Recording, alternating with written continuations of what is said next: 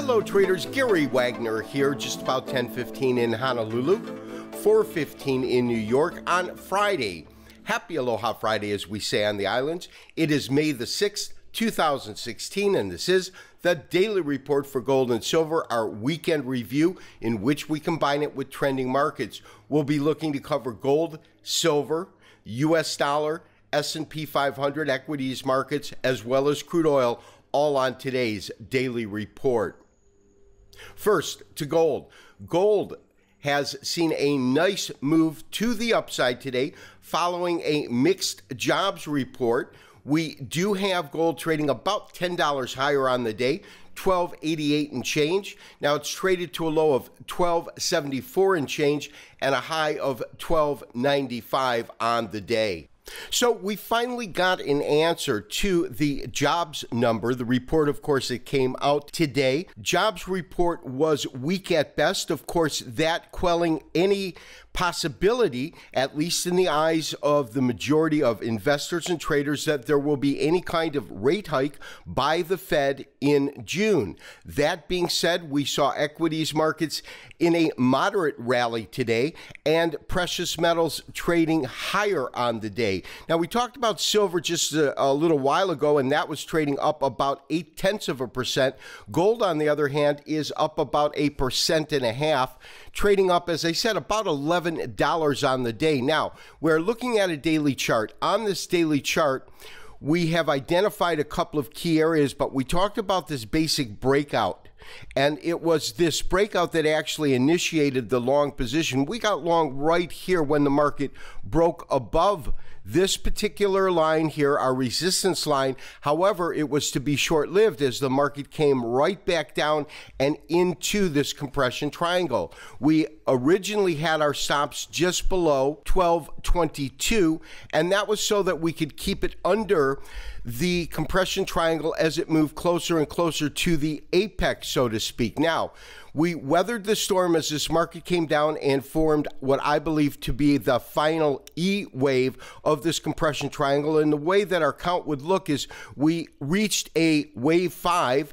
That would be our subcount to a minor 1 here. And then from there, we went into a wave 2, which was composed of an A, B, a C, a D, a final E, and then our thrust. Now, we did get long the market here. We then watched the market trade back up, and we raised our stops to below 1267, and that was based upon a couple of things. Let's go ahead and clear this up, but that was based on a couple of things, but primarily what that was based upon is this 50% retracement that comes in right here. That's a 50% retracement from the low to the high here, and also the fact that that was the close or the close near the high of this green candle right here, and that's why we put it below there.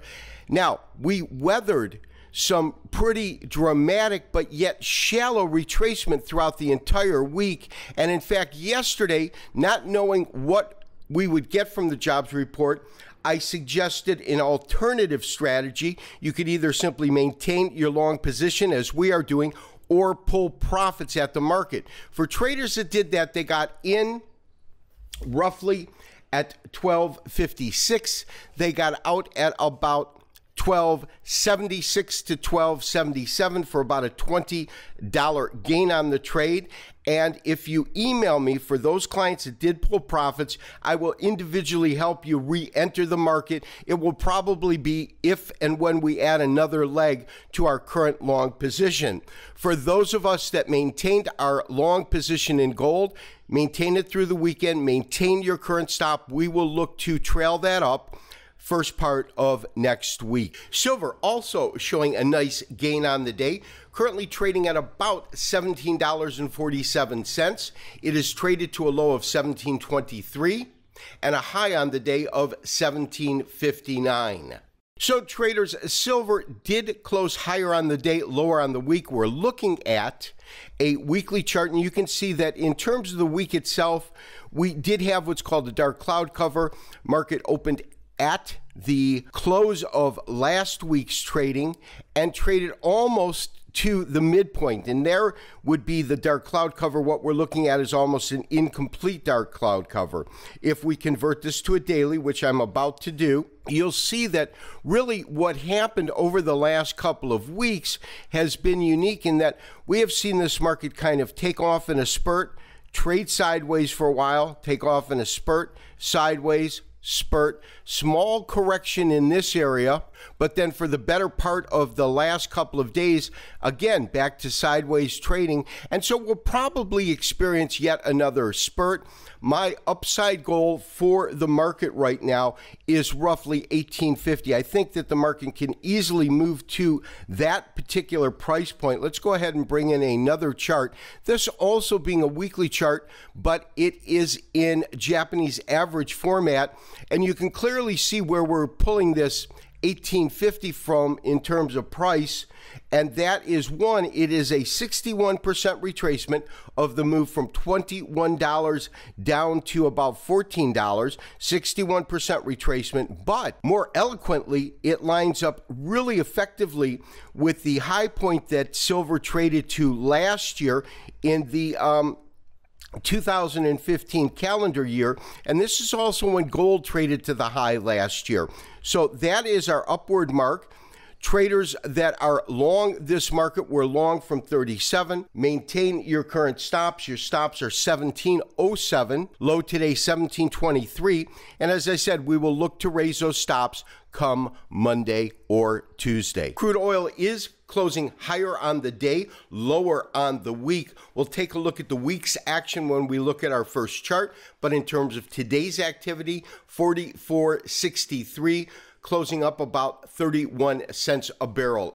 So as far as crude light goes, we did see the market move up a little bit today, but well off the highs that we saw about midweek. We're looking at a weekly chart, and this weekly chart has one basic fib retracement from 112 a barrel down to just below 26 per barrel, couple of different marks, but our 23% retracement, that comes in roughly at $46 a barrel. And if we take a look at the recent highs over the last couple of weeks, that is precisely where we're looking at our top in the market. My genuine sense about oil is that we have hit some sort of a tentative top, I believe, and we will probably see this market begin to soften next week and prices moving back down towards $40 a barrel.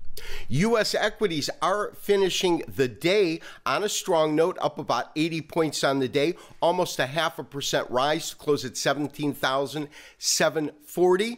However, it did close slightly off on the week. Same thing with the Standard & Poor's 500, closing at 2052.75, a 9-point gain on the day.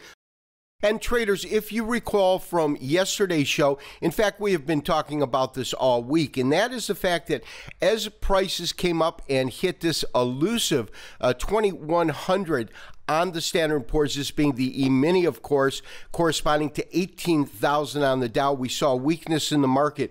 We also talked about the fact that we were quickly approaching our 50-day moving average, and whether or not the market was able to find some sort of support or some sort of backwinds behind it to move it off of the basic downward spiral that we have seen in equities and give it a technical basis to move up. Well, the jobs report certainly gave us that today. As you can see, when we look at the Standard & Poor's 500 right now, the low absolutely went into and below our 50-day moving average, but our close as well as our open are solidly above that price point.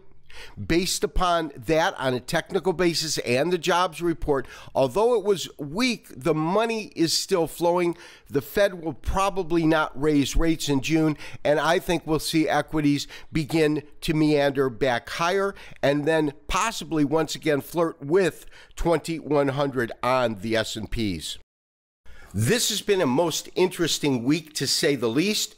For those traders maintaining their long positions in gold and silver, our recommendation is to hold those longs throughout the weekend. Maintain your current stop levels. We will look to raise those stops early next week. For traders that covered their positions in gold and silver with a profit, you can email me directly and I will give you an indication of when to step back into the market. It will probably be as we put an additional leg on our long silver and long gold trade. This has been Gary Wagner wishing you, as always, good trading. Have a great weekend. We'll talk to you on Monday for another daily update and review.